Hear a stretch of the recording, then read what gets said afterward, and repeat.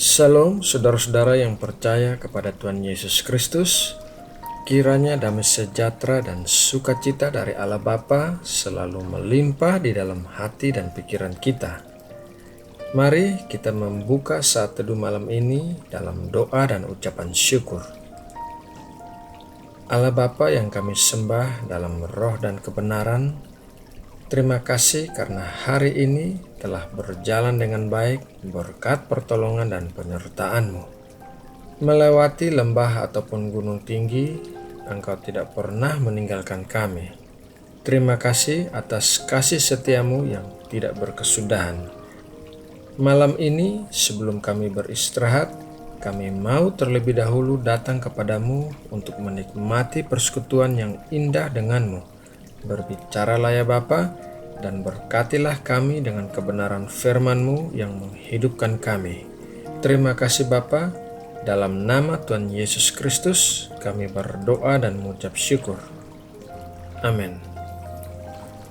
Saudara yang terkasih, ayat Alkitab untuk renungan hari ini diambil dari Ulangan 32 ayat 10 sampai 12. Didapatinya dia di suatu negeri, di padang gurun, di tengah-tengah ketandusan dan auman padang belantara.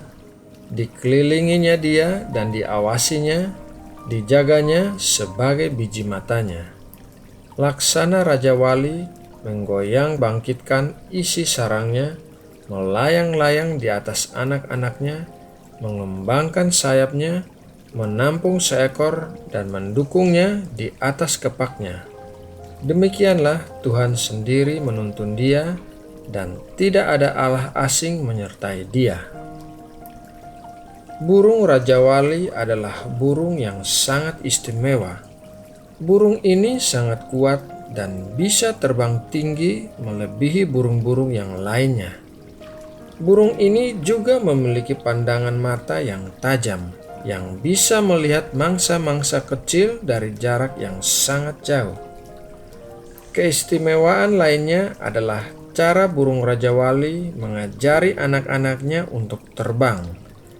Pertama-tama, burung Raja Wali membangun sarangnya di tempat yang sangat tinggi. Sarang itu dibuat dari ranting-ranting pohon dan kemudian dialasi dengan bulu-bulu halus sehingga nyaman dan hangat.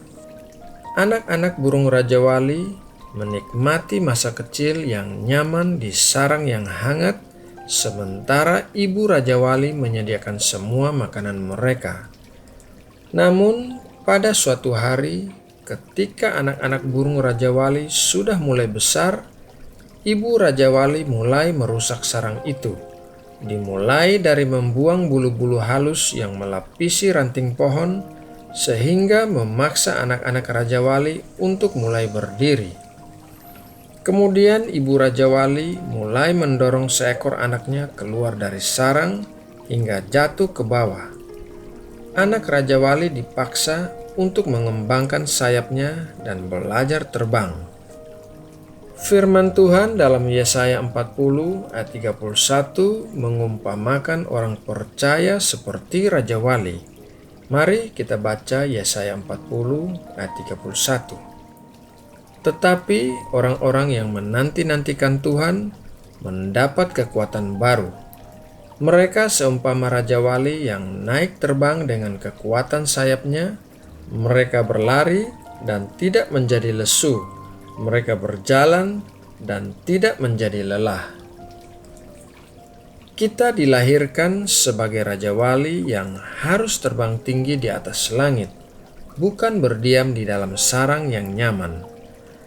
Hal-hal duniawi seperti uang banyak, mobil, rumah, pekerjaan sukses, popularitas, dan lain sebagainya adalah seperti sarang yang nyaman. Semua itu bukanlah tempat kita yang sesungguhnya, tetapi tempat kita adalah di tempat yang lebih tinggi, yaitu kerajaan Allah. Apabila saat ini kita merasa nyaman di sarang kita, maka Tuhan adalah seperti ibu Raja Wali yang akan merusak sarang untuk memaksa kita belajar terbang tinggi. Ayub merasa nyaman di dalam sarangnya, sehingga ia ingin menikmati berada di dalam tersebut seumur hidupnya. Mari kita baca beberapa ayat dalam kitab Ayub. Ayub 29 ayat 1-6. Maka Ayub melanjutkan uraiannya. Kiranya aku seperti dalam bulan-bulan yang silam, seperti pada hari-hari ketika Allah melindungi aku, ketika pelitanya bersinar di atas kepalaku, dan di bawah terangnya aku berjalan dalam gelap. Seperti ketika aku mengalami masa remajaku, ketika Allah bergaul karib dengan aku di dalam kemahku, ketika Yang Maha Kuasa masih beserta aku dan anak-anakku ada di sekelilingku, ketika langkah-langkahku bermandikan dadi dan gunung batu mengalirkan sungai minyak di dekatku. Juga di dalam Ayub 28 ayat 18, pikirku bersama-sama dengan sarangku, aku akan binasa dan memperbanyak hari-hariku seperti burung feniks. Ternyata Tuhan tidak membiarkan Ayub berdiam di sarangnya dengan nyaman, melainkan Tuhan bertindak mengizinkan sarang itu dirusak agar Ayub belajar terbang tinggi. Oleh karena apa yang dialami oleh Ayub, maka saat ini kita bisa membaca kitab Ayub yang menceritakan tentang orang yang begitu menderita, tetapi pada akhirnya dipulihkan oleh Tuhan dan diberkati 2 kali lipat. Kitab Ayub telah menjadi berkat dan memberikan kekuatan kepada banyak orang yang menderita. Saudara yang terkasih, mungkin saat ini kita sedang berada dalam tahap sarang yang sedang dirusak. Mungkin sarang itu adalah keluarga kita, pekerjaan kita, pelayanan kita, keuangan kita, atau bahkan kesehatan kita.